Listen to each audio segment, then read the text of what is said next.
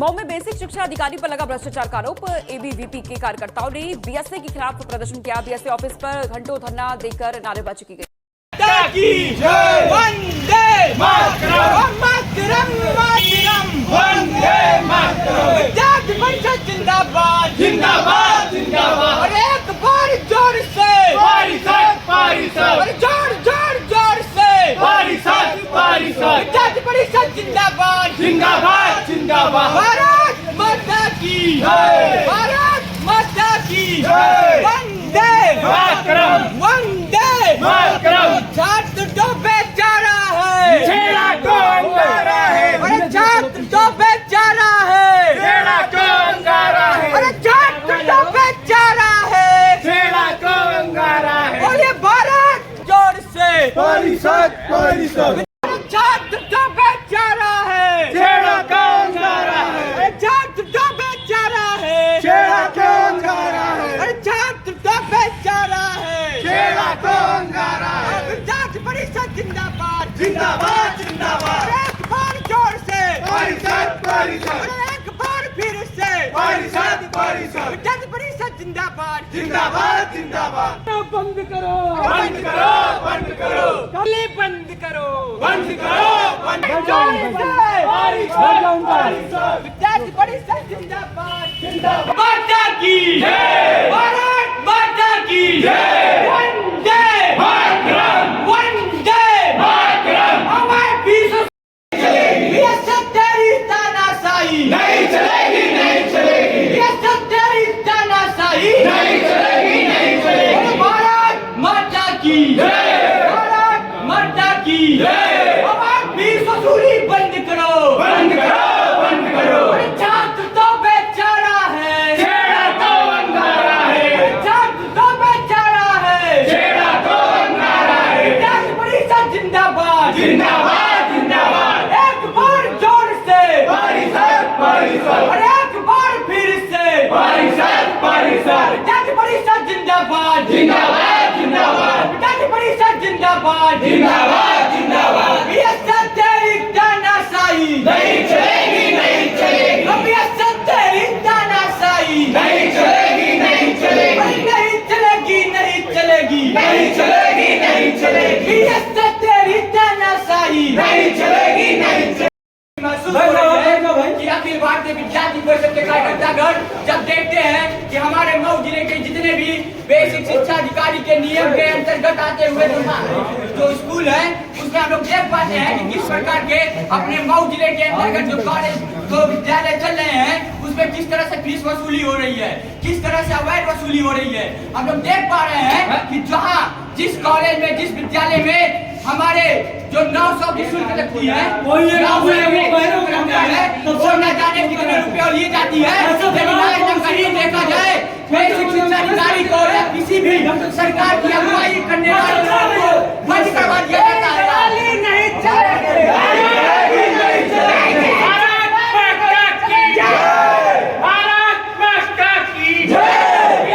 सभी लोगों को मैं बता देना चाहता हूं कि आज विद्यार्थी परिषद के कार्यकर्ता यहाँ पर उपस्थित हुए हैं तो किस लिए। हम लोग देख पाते हैं कि सरकारी तनख्वाह के नाम पे जो सरकारी टीचर हमारे विद्यालयों में पढ़े रहते हैं और जो विद्यार्थियों के जीवन को नुकसान कर दे रहे हैं उनको हम लोग देख पा रहे हैं कि जो सरकार के तनख्वाह पे जो सरकारी कर्मचारी जो शिक्षक हो रहे हैं वो कहीं ना कहीं घर बैठ के तनख्वाह वसूली कर रहे हैं। और इसकी जिम्मेदारी हम लोग किसको चाह रहा है। हम लोग बार बार ज्ञापन देते हैं, हम लोग कहीं ना कहीं इसकी अगुवाई करते हुए हम लोग बार बार यह याचना करते हैं कि सर इन सभी चीजों पर एक्शन लिया जाए। लेकिन आज हम लोग इस विवश हो चुके हैं कि आज पूरे मऊ जिले के आप उठा के देख लीजिए किसी भी विद्यालय में कौन सा ऐसा विद्यालय है। आप लोगों से मैं पूछना चाहूंगा कि जहाँ के सभी टीचर प्राय रूप से आते हैं और विद्यार्थियों को पढ़ाते हो। टीचर तो आते हैं मैं भी मानता हूँ, लेकिन क्या कर रहे हैं, जाकर विद्यार्थियों की जिंदगी के साथ खिलवाड़ किया जाता है। हम लोग कहते हैं कि छात्र जो कहा जाता था कि छात्र को ही हम लोग भविष्य मानते हैं, विद्यार्थी भविष्य होते हैं, उन भविष्य को के साथ खेलने का कार्य ये हमारे सरकारी टीचर कर रहे हैं। और देखते हुए आज हम लोग देख पा रहे हैं कि हमारे सरकारी टीचर या किसी भी सरकारी कर्मचारियों के विरुद्ध कोई कार्रवाई क्यों नहीं की जाती है, क्योंकि कहीं ना कहीं ये सरकार के बसाए हुए नमुंदे ये सरकार के कर्मचारी जो रहते हैं आपसी मिली भगत किए रहते हैं और कहीं ना कहीं लोगों का ताल्लुकात होता है और इसी पे कोई एक्शन नहीं ले पाता है। आज हम लोग अखिल भारतीय विद्यार्थी परिषद के कार्यकर्तागण विद्यालयों में जाके विद्यार्थियों की समस्याओं को जान के हम लोग आए हुए हैं। आखिर हम लोग एक जवाब मांगेंगे कि जो विद्यार्थी विद्यालय में जा रहा है, जो विद्यार्थी विद्यालय में पढ़ रहा है, अगर 900 की फीस है तो उसे 3000 रुपया क्यों देना पड़ रहा है भाई? अगर विद्यार्थियों को किताबें मुहैया कराई जाती है, कॉपी मुहैया कराई जाती है तो उनको क्यों नहीं दिया जाता है? सरकार जब सारी सुविधाओं को दे रही है तो आखिर विद्यार्थियों को क्यों नहीं मिलती है?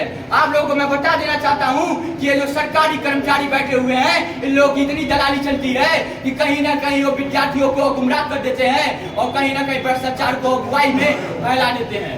आज हम लोग जब बात करते हैं सरकारी स्कूलों की तो यहाँ पे हम लोग देख पाते हैं कि कई प्राइवेट विद्यालय जो किसी मान्यता नहीं प्राप्त है, यहाँ पे बैठे हुए सभी कर्मचारी यहाँ पे जान रहे हैं कि कई विद्यार्थी जो विद्यालयों में पढ़ रहे हैं, जो प्राइवेट कॉन्वेंट स्कूल है, वो कहीं ना कहीं अमान्यता प्राप्त है। सरकार द्वारा उसे मान्यता नहीं दी गई है, लेकिन आप सभी लोगों के लड़के ही वहाँ पे जा रहे हैं और 2000-3000 की फीस को दे रहे हैं। आखिर मैं पूछना चाहता हूँ कि आप जब सरकारी कर्मचारी हैं तो किस पद से आप कॉन्वेंट स्कूल में भेज रहे हैं? अगर आप कॉन्वेंट स्कूल में भेज रहे हैं तो उन विद्यार्थियों का क्या दोष जो विद्यार्थी पढ़ाई तो कर रहा है लेकिन वो गैर मान्यता प्राप्त विद्यालयों से पढ़ाई कर रहा है। आखिर जब आपके पास एक लिस्ट है, जब आपके पास एक लिस्ट मुहैया कराई जाती है सरकार द्वारा कि आपके कितने मान्यता प्राप्त विद्यालय हैं आपके जिले में, आपके कितने गैर मान्यता प्राप्त हैं, तो आप क्यों गैर मान्यता प्राप्त विद्यालयों को नहीं बंद कराते हैं? आखिर मैं आप लोगों को बता दूं कितने भी महाविद्यालय और कितने भी विद्यालय जो गैर मान्यता प्राप्त है उनको क्यों नहीं बंद कराया जा रहा है?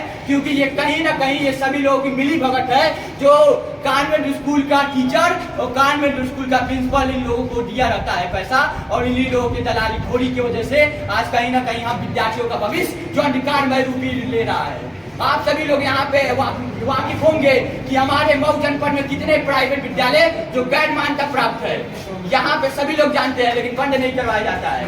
सरकार द्वारा न जाने कितनी सुविधाएं विद्यार्थियों को दी जाती है, लेकिन विद्यालयों के द्वारा उन सबको नजरअंदाज कर दिया जाता है। जो फीस 900 रुपया सरकार ने तय की रहती है, हमारे मऊ जनपद के कई विद्यालयों में उसको 3000 से 4000 रुपया लिया जाता है। आखिर मैं पूछना चाहता हूँ सरकार के बसाए हुए कर्मचारियों से कि वो विद्यार्थी कहाँ से भैया पैसा देगा?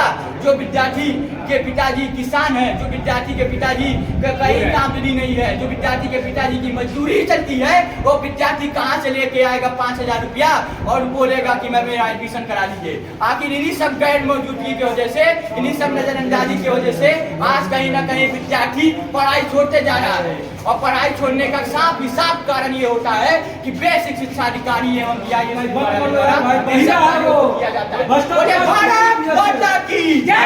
आखिरी शब्दों में बस यही कहूंगा कि हो गई है पीर पर्वत सी पिघलनी चाहिए। अरे हो गई है पीर पर्वत सी पिघलनी चाहिए, इस हिमालय से कोई गंगा निकलनी चाहिए। अरे तेरे सीने में ना सही मेरे सीने में सही, अरे हो कहीं भी आग लेकिन नाक जलनी चाहिए। बोली भारत माता की जय। ऐसी दलाली नहीं चलने देंगे जब तक हम लोग रहेंगे। मेरी शिक्षण संस्थान में शिक्षक नियमित पढ़ाने नहीं जा रहे हैं, उनके गुनहगार केवल वही हैं। कार्यकर्ता हर समय लड़ेंगे, ऐसे अधिकारियों का भ्रष्टाचार खत्म करेंगे, क्योंकि ऐसे बीएससी अधिकारी को लाने की आवश्यकता नहीं है। क्योंकि इससे पहले भी ये जहाँ थे वहाँ पर भी दलाली किए हुए हैं, क्योंकि वहाँ के कार्यकर्ताओं ने भी हमको सूचना किया है कि सबसे ज्यादा भ्रष्ट कोई बीएससी है तो इन्हीं का नाम आता है। आप लोग देख पा रहे होंगे कि अखिल भारतीय विद्यार्थी परिषद के कार्यकर्ता दल, प्रतिनिधिमंडल दल अपनी बातों को रखा। अपनी बातों को रखते हुए उन लोगों ने बताया यह कि हमारे जो बीएससी के अंदर में जो हमारे प्राथमिक विद्यालय आते हैं, उस प्राथमिक विद्यालय में अधिकृत जो टीचर हैं वो किस प्रकार से एब्सेंट होने के बावजूद भी पैसों का उगाही कर रहे हैं। आप सभी लोग जानते होंगे कि सरकार ने एक योजना बनाई थी। उस योजना के अंतर्गत जो 5 से नीचे के जितने भी महाविद्यालय एवं कॉन्वेंट जो विद्यालय हैं, जो प्राथमिक विद्यालय 5 के नीचे तक के हैं, उनमें आपको विद्यार्थियों को 20% की डिस्काउंट दी जाएगी।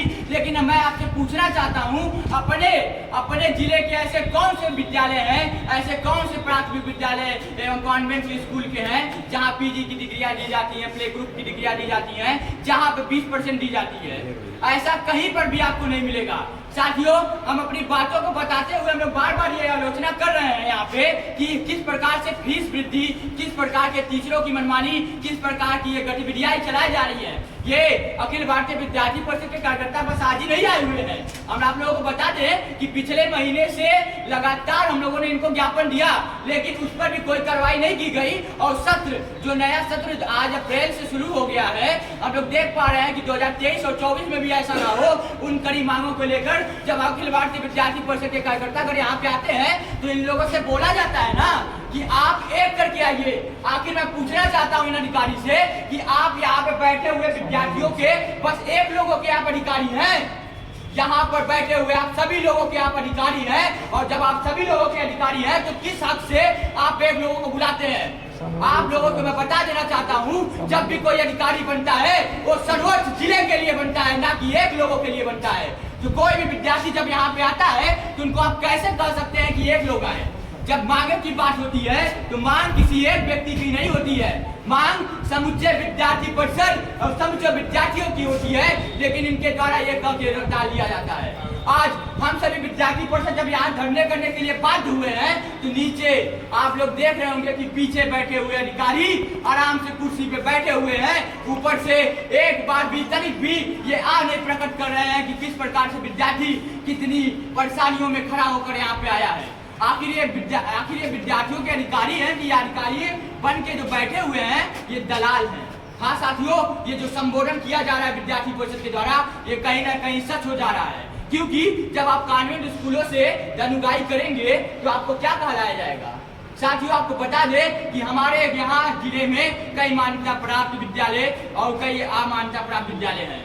आज मैं बताने के लिए आतुर हुआ हूँ कि इनको कई बार इनको लिस्ट दी गई है कि जो गैर मान्यता प्राप्त विद्यालय हैं उनको बंद कराया जाए, लेकिन ये क्या करते हैं, जो प्राइवेट विद्यालय, जो प्राथमिक विद्यालय हैं, 5 तक के विद्यालय जो चल रहे हैं गैर मान्यता प्राप्त, उनको ये पैसा की वसूली करके उनको नहीं बंद करवाते हैं। आखिर इन सब बातों के लिए अगर एक विद्यार्थी दूसरे विद्यार्थी का काम नहीं आएगा तो कौन आएगा? इसलिए अखिल भारतीय विद्यार्थी परिषद के कार्यकर्ता अगर यहाँ पे आए हुए हैं और इनसे आज हम लोग ये आश्वासन नहीं, एक्शन लेवाने का काम करेंगे, क्योंकि विद्यार्थी परिषद कोई छोटा मोटा संगठन नहीं। आपको बता दें कि विद्यार्थी परिषद पूरे विश्व का सबसे बड़ा शासकीय संगठन है। बोले भारत माता की जय। किसी 5 नहीं 2 कॉलेज का नाम बता दीजिए। नहीं, हम नहीं आएंगे, बताइए ना सभी विद्यार्थियों के सामने। सूची मिल नहीं, सूची नहीं मिलेगा, बताइए ना। आउट के नाम पे पैसा लिया जा रहा है, ड्रेस के नाम पे पैसा लिया जा रहा है, जूते के नाम पे पैसा लिया जा रहा है। आप लोगों ने क्या किया? एक स्कूल का मैं साक्षात वो कर रहा हूँ, ये गलत चीजें मत वो करिए ना। चलिए दूसरे आरोप नहीं, तो सच्चाई वही मैं बता रहा हूँ। 3 स्कूलों का नाम नहीं बता पा रहे हैं। अरे मुझे याद है, नहीं याद रहना चाहिए। आप जिले के प्रमुख हुआ है प्राथमिक विद्यालय के, नहीं पता रहेगा क्योंकि कभी आए क्या इसके पहले नहीं आए, लेकिन आज क्या है स्थिति आज की सुन रहा हूँ मैं, लेकिन आपके पास कोई जवाब नहीं। आप थोपना किसको? खंडक शिक्षा अधिकारी, DPRO, CDO, BSC, उसको सौंप रहे हैं। आप किस लिए भैया बैठे?